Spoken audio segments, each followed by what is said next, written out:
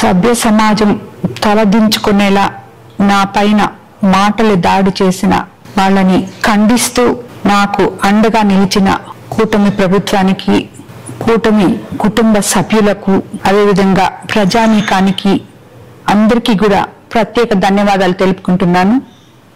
అదేవిధంగా ఈ కష్ట సమయంలో నాకు అండగా నిలిచిన సీఎం చంద్రబాబు నాయుడు గారికి, రాష్ట్ర విద్యాశాఖ మంత్రి లోకేష్ బాబు గారికి, అదేవిధంగా ఉప ముఖ్యమంత్రి పవన్ కళ్యాణ్ గారికి ప్రత్యేకంగా ధన్యవాదాలు తెలుపుకుంటున్నాను.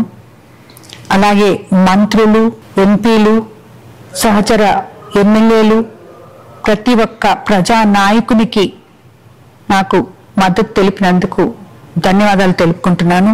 మా మీద అభిమానంతో మేమున్నామంటూ రాష్ట్ర వ్యాప్తంగా అండగా నిలబడిన ప్రతి ఒక్కరికి కూడా నేను ధన్యవాదాలు తెలుపుకుంటున్నాను. ముఖ్యంగా కోవూరు కాన్స్టిట్యున్సీలో ఉన్న ప్రతి బిడ్డ తన తల్లిని మాట్లాడినట్టు భావించి నాకు అండగా నిలబడిన ప్రతి ఒక్కరికి కూడా ధన్యవాదాలు తెలుపుకుంటున్నాను. అదేవిధంగా ఈ కష్ట సమయంలో నాకు అండగా ఉన్న మహిళలందరికీ, కార్యకర్తలందరికీ ధన్యవాదాలు తెలుపుకుంటున్నాను. అన్నిటికన్నా ముఖ్యంగా ఈ విషయాన్ని నిష్పక్షపాతంగా ప్రజలకు తెలిపిన మీడియా మిత్రులకు అందరికీ, ప్రింట్ అండ్ ఎలక్ట్రానిక్ మీడియా మిత్రులకు అందరికీ కూడా ధన్యవాదాలు తెలుపుకుంటున్నాను.